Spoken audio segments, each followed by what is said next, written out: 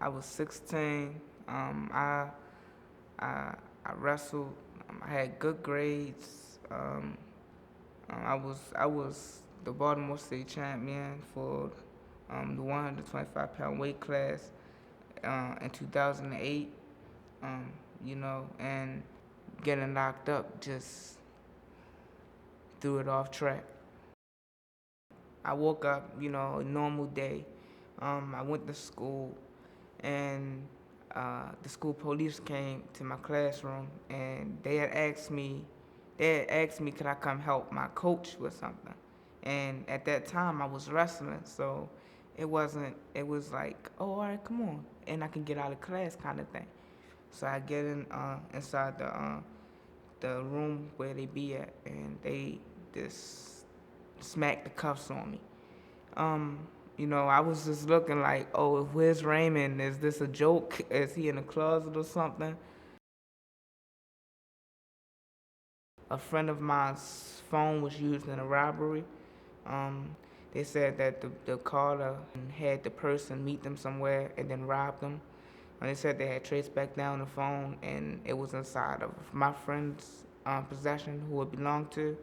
And I was the last one that they recalled using that phone. So, my name came up, and the police put a warrant out on me. And, everything went from there.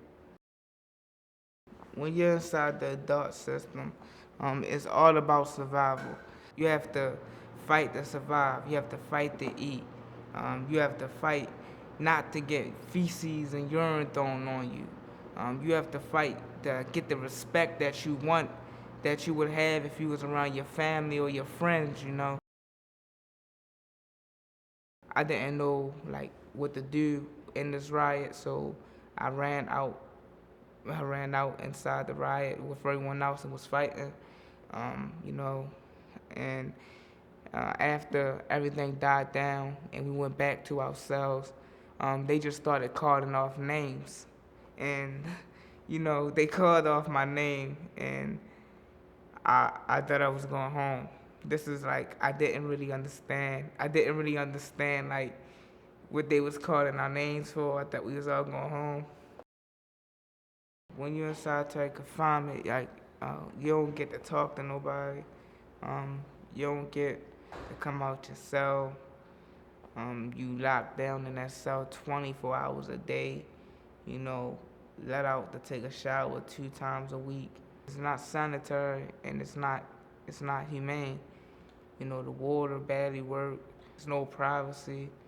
If you can imagine uh, bugs crawling all over the cell, and you have to cover up your face so no bugs won't crawl in your ears or your mouth or your nose or something while you sleep, then uh, then you can like actually picture where I'm coming from. So yeah, like being 16 and going through this is mind wrecking, and it can physically and mentally disturb you, and um, it'll make you want to take your anger out on other inmates as well as yourself. Um, I've I've I've heard other juvenile inmates say that they rather die than you know stay on the solitary confinement because you're just withering away. You know, I had a uh, I had a transfer hearing that the judge granted, and uh, was willing to move my case back down to the juvenile justice system. I had a court date with a judge there to see if I was going to be detained or let go. They decided to let me go home on the box, and my mom came and got me. If I would have been charged as a juvenile, I would have had help and mentors that would have guided me through the situation.